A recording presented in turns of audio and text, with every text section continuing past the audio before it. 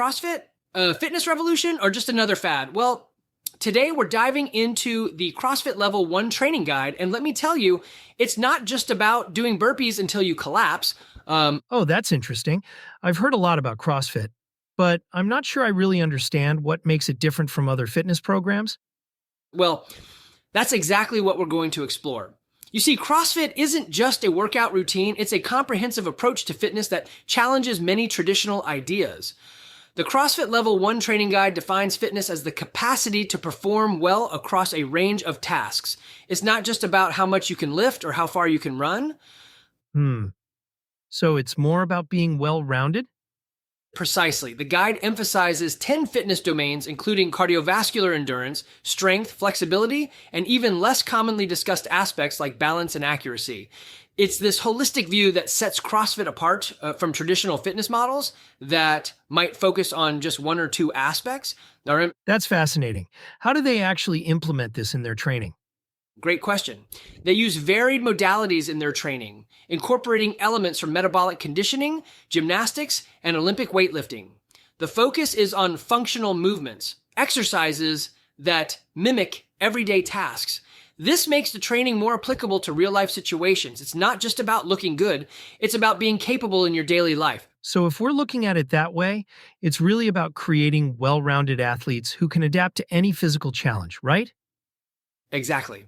And here's something interesting. CrossFit's founder Greg Glassman once said, "The needs of Olympic athletes and our grandparents differ by degree, not kind." This philosophy is at the heart of CrossFit's scalability. Oh, that's an intriguing perspective.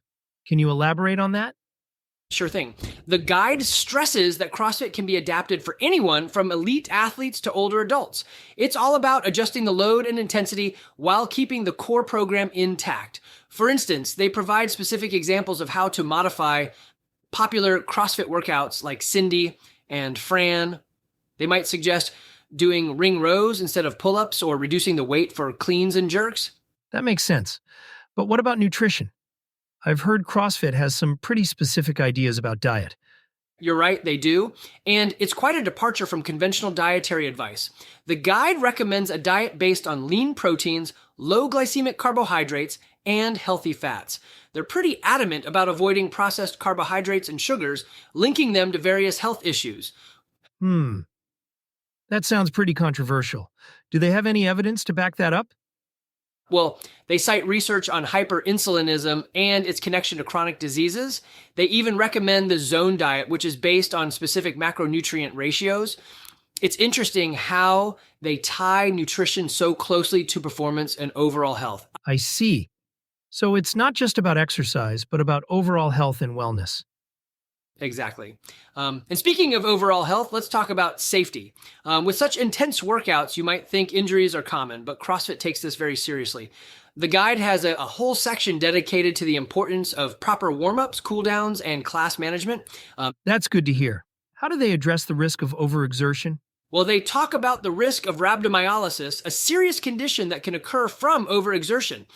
They stress the importance of proper scaling and educating clients about the symptoms to watch out for. They also discuss hydration, but interestingly, their advice is to drink when thirsty rather than pushing excessive fluid intake. Oh, that's different from what I usually hear about hydration. Right. Well, that's what makes CrossFit unique. They're not afraid to challenge conventional wisdom. Now, let's talk about the movements. CrossFit is known for some pretty unique exercises like the medicine ball clean and the muscle up. Those sound intense. Are they as complicated as they sound? They can be, but the guide breaks them down step by step. For example, with the medicine ball clean, they emphasize the importance of the pull-under movement. For the muscle up, which combines a pull-up and a dip on rings, they stress the importance of a false grip. Wow, it sounds like there's a lot of technique involved. Absolutely, and that's why the guide puts so much emphasis on trainer development. They outline 6 key abilities for trainers: teaching, seeing, correcting, group management, presence and attitude, and demonstration. It's not just about being fit yourself. You need to be able to effectively communicate and manage a group. That makes sense. It seems like CrossFit is really more than just a workout program. You've hit the nail on the head. It's a whole philosophy of fitness and health. It challenges a lot of conventional wisdom about exercise and nutrition. Whether you're a CrossFit enthusiast or just curious about different fitness approaches, there's no denying the impact it's had on the fitness world. Well, it's certainly given us a lot to think about when it comes to our own health and fitness journeys. Definitely. And I think that's a good note to end on. CrossFit's emphasis on measurable, observable, and repeatable results is pretty compelling. It encourages people to take an active role in their fitness, to constantly challenge themselves, and to view health and fitness as a lifelong journey rather than a short-term goal. That's a great takeaway. It's clear that whether you're a fan of CrossFit or not, there's a lot we can learn from their approach.